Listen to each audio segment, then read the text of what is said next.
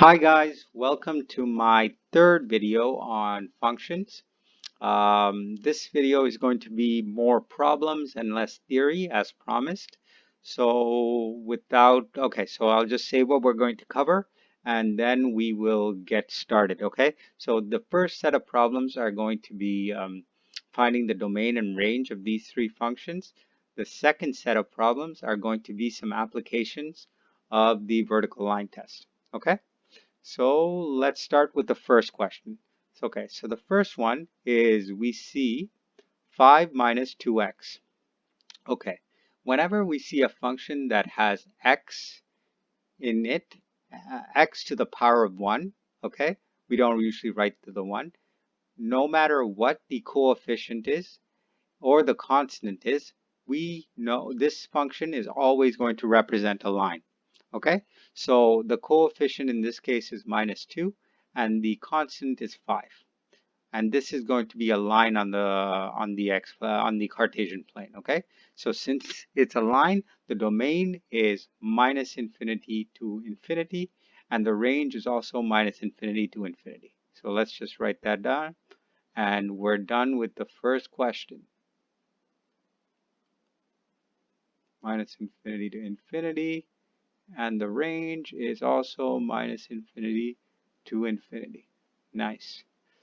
Now let's go to the second question. Now g of x, okay, g of x is the square root function. Okay, so what does the square root function return? As the square root function is going to return a value 0 or greater, 0 to infinity. It cannot give you a negative value. So the range of the square root function is anything from 0 to infinity. So let's write that up. And actually, I made a mistake on top.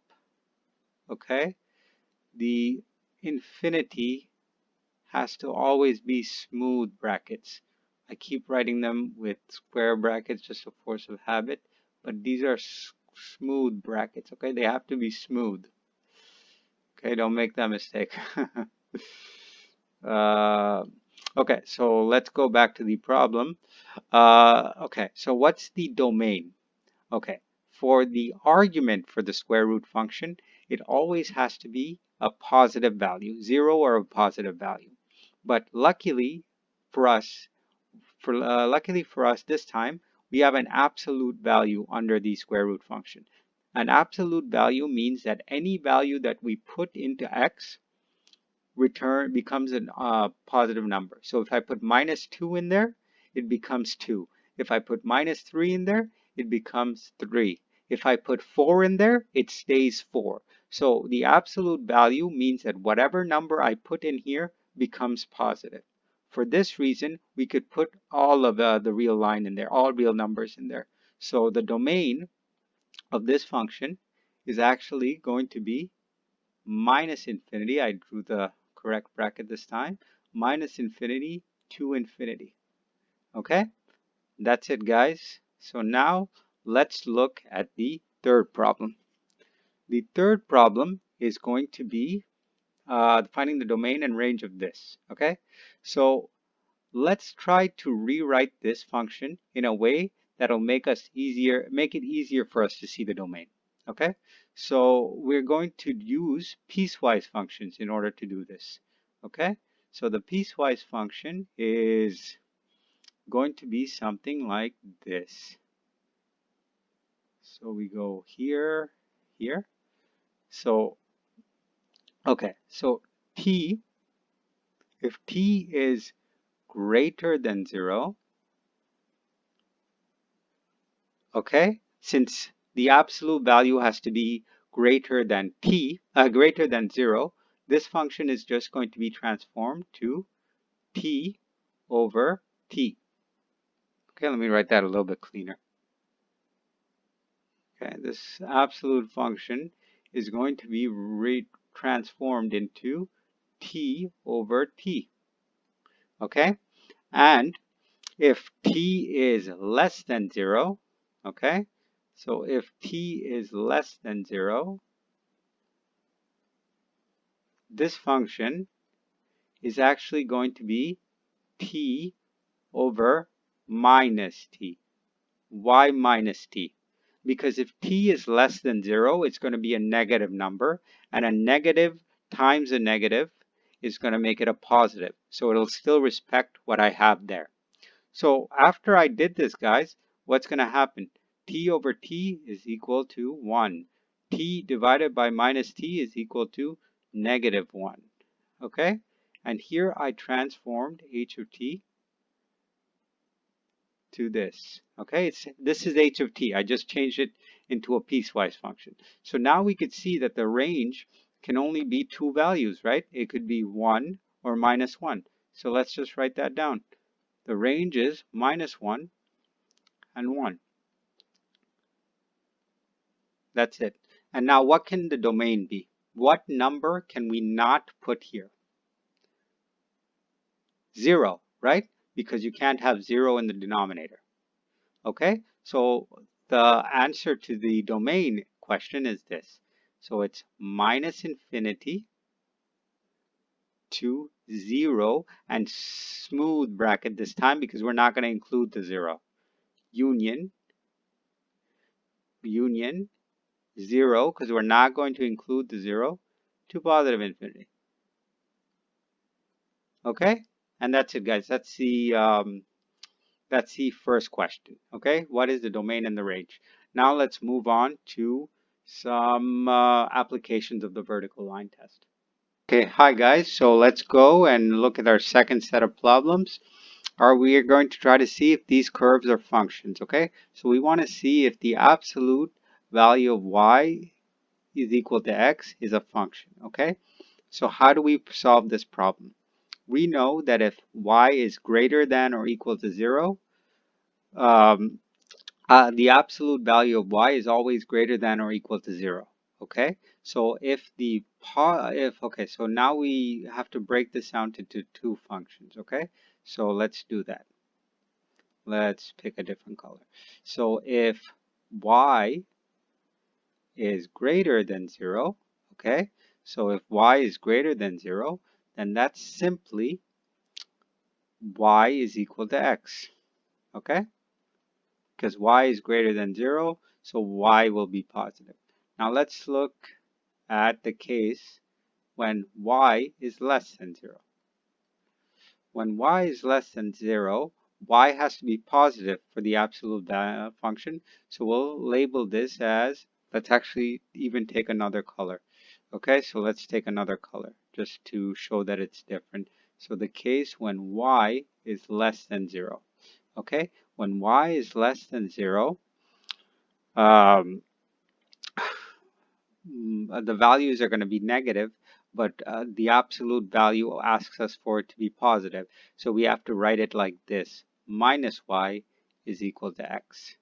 And if we write minus y is equal to x, this is synonymous to writing y is equal to minus x. So let's graph this. Okay, we'll graph it. So y is equal to minus x looks like this, right? For the values of y less than 0, which are here, y is equal to minus x. And this line goes like this.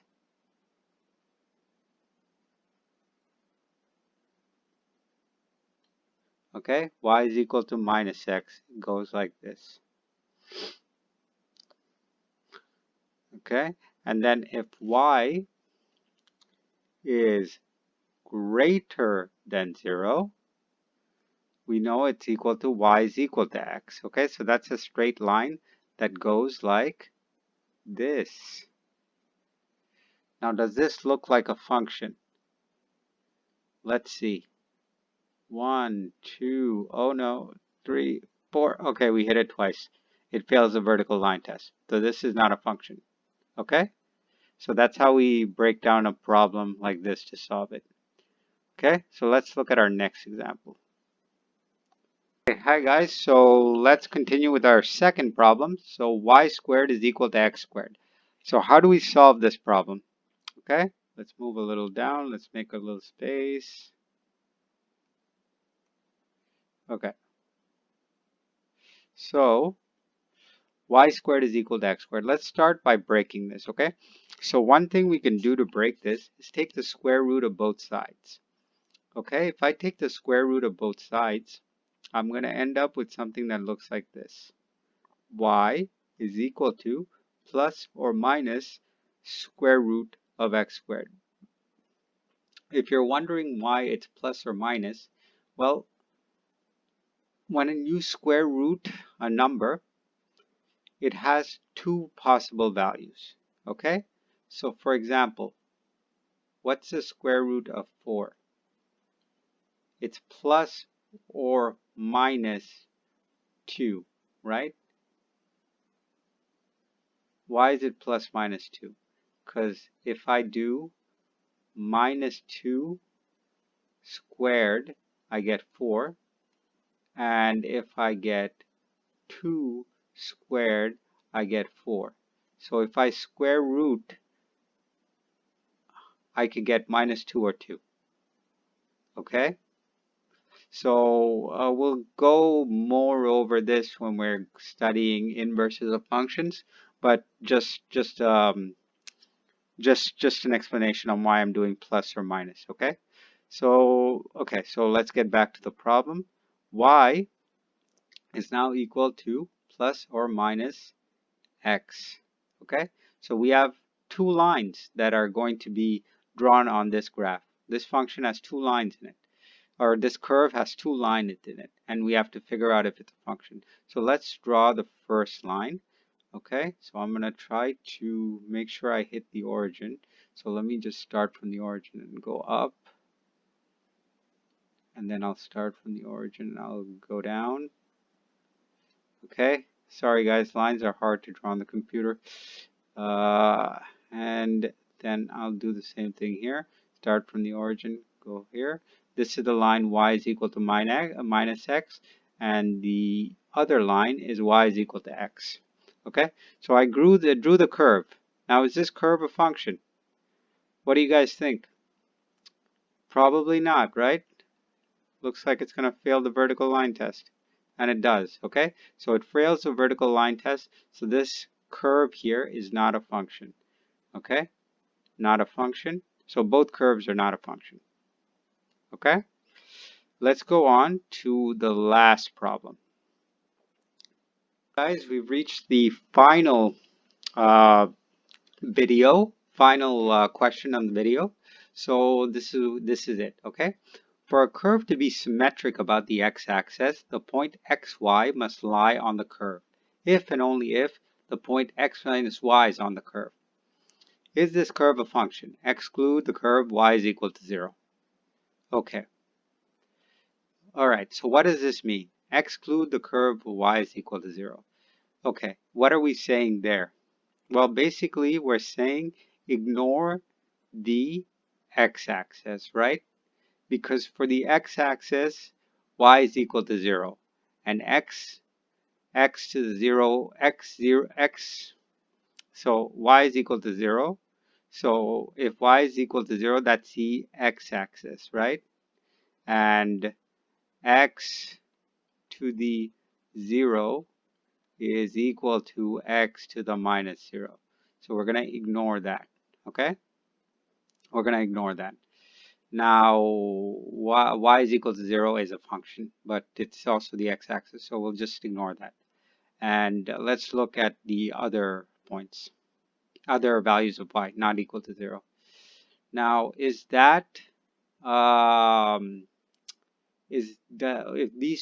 this condition is met, are we dealing with a curve that is a function? Well, let's see, right? So if xy is, let's draw an example xy. So this point, for example, let's call it x1 and y1. So if this curve is there, then x1 minus y1 must also be there, right? So x1 has to be on the same line as x1 minus y1 must be on the same line as the x1. So here, let me draw x1 and minus y1. Uh-oh, what do we see here? Okay, so if this condition is true, right? If this condition is true, for a curve to be symmetric about the x-axis, the both points x, y must lie on the curve if and only if the point x minus y is on the curve. So we're in this symmetric, this curve that's symmetric about the x-axis, both these points must lie on the curve. But if both these points lie on the curve, they're going to do something bad. Well, they're going to do something that make them not a function, right? So if I do a vertical line, I'm going to hit both points because they're on the same line. They're both on the line that intersects x1, right? So since it's on that line, since it's on that vertical line, it fails the vertical line test. And since it fails the vertical line test, no curve that's symmetric about the x-axis can be a function. Okay? So no, it cannot be a function. That's the answer. Okay, guys, that's it for my videos. Okay, this is a different style of videos. I haven't really gone through much theory. I just worked through some problems. Put some comments down to let me know what you think. Should I put more explanations? Should I speed it up? Whatever you prefer. If you have any questions on any of the work that I did, or if you notice any mistakes, please put them on the comment, and I will gladly address those. So, as always, guys, thank you very much for watching, and have a good one. Bye.